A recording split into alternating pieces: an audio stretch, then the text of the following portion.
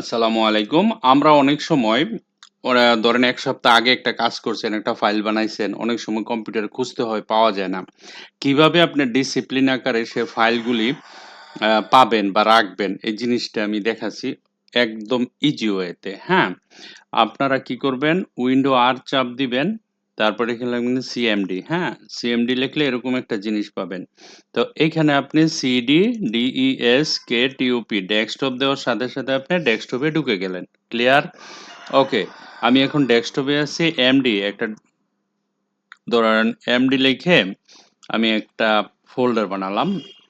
Master file, master folder MASTER master. ঠিক আছে? MD master ধরেন master underscore FOLDER master folder. Enter দেওয়ার সাথে, সাথে আমার একটা মাস্টার ফোল্ডার হয়ে গেছে। এখন সিডি দিয়ে আমি এটার ভিতরে ঢুকবো। MASTER underscore FOLDER master folder. Okay? তো আমি মাস্টার ফোল্ডারের ভিতরে আছি। এখন এই মাস্টার ফোল্ডারের ভিতরে আমি ২৬ টা ফোল্ডার বানাবো। ঠিক আছে? তো আমি কি লিখবো? এমডি লিখে লিখবো এ হুম? এ দিয়ে একটা স্পেস দিবেন, বি স্পেস সি, তারপরে এরকম করে ABCD Z পর্যন্ত লিখবেন। ঠিক আছে? হুম? এরকম Z পর্যন্ত ২৬ টা ফোল্ডার বানাবেন।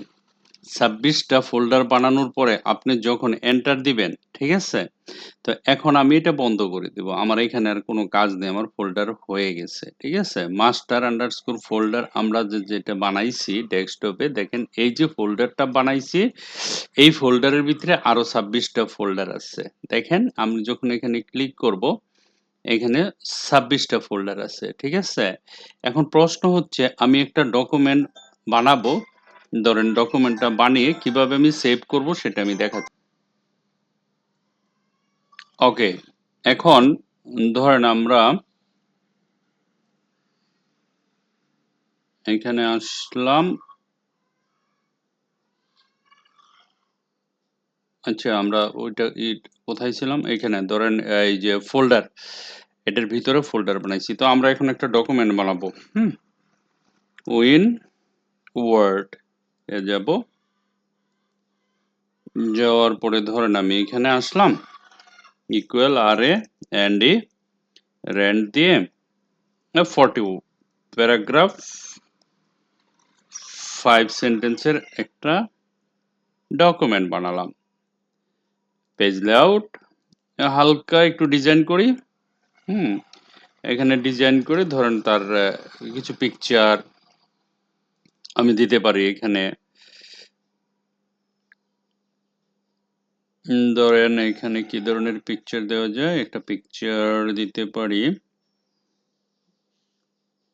ডেস্কটপে যাই, ফ্লাওয়ারে যাই। বিভিন্ন ধরনের পিকচার আমরা এখানে দিতে পারি। সাপোজ ধরেন এই পিকচারটাই দিলাম। দেওয়ার পরে এখানে যদি ওকে করি তাহলে আমার ডকুমেন্টের পিছনে একটা পিকচার হয়ে যায় অটোমেটিক। এরকম একটা ডকুমেন্ট বানানোর পরে আমি তার নাম দিলাম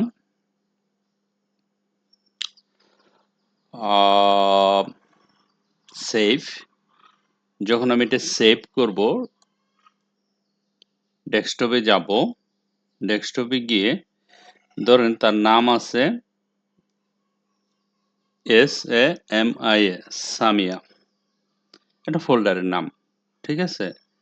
তো এখন আমাকে কি করতে হবে? সামিয়া এস আছে না? এই এস জিনিসটা খুঁজে বার করব। আমি যে মাস্টার ফোল্ডার বানাইলাম এটার ভিতরে ঢুকে এখানে দেখেন আপনার OPQRS এই যে এই ফোল্ডারটা ওপেন করবেন। ওপেন করার পরে ধরুন আমি এটা এখানে সেভ করে রেখে দিলাম। ঠিক আছে? এখন আরেকটা ফোল্ডার বানালাম আমি। ধরুন এইখানে আসলাম। আসার পরে RAND দিয়ে আমি আরেকটা ডকুমেন্ট বানালাম। ধরুন ১০ টা প্যারাগ্রাফ নিলাম আর ৯ টা করে সেন্টেন্স দিলাম। এন্টার দিলাম। ঠিক আছে? এন্টার দেওয়ার পরে এরকম একটা ডকুমেন্ট বানালাম। পেজে গেলাম, পেজ লেআউটে গেলাম, ফিল ইফেক্টে গেলাম।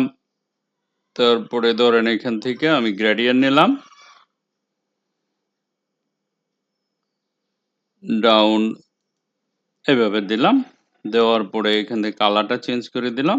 এরকম একটা ডকুমেন্ট আমি বানালাম, মনে করেন সাপোজ ওকে দিলাম। ধরেন আমার একটা ডকুমেন্ট এরকম হলো, এটাতে একটা ওয়াটারমার্ক দেওয়া হলো। ধরেন এখানে আসলাম, আসার পরে GCZ একটা ওয়াটারমার্ক দিয়ে দিলাম। ঠিক আছে? দেওয়ার পরে আমি কি করলাম, এই ফাইলটা সেভ করব GCZ নামে। ওকে, তো সেভে গেলাম। সেভে যাওয়ার পরে আমি তো GCZ নামে সেভ করব, তো আমাকে মাস্টার ফোল্ডারের ভিতরে ঢুকতে হবে। আমি যখন এখানে GCZ লিখবো, দেখেন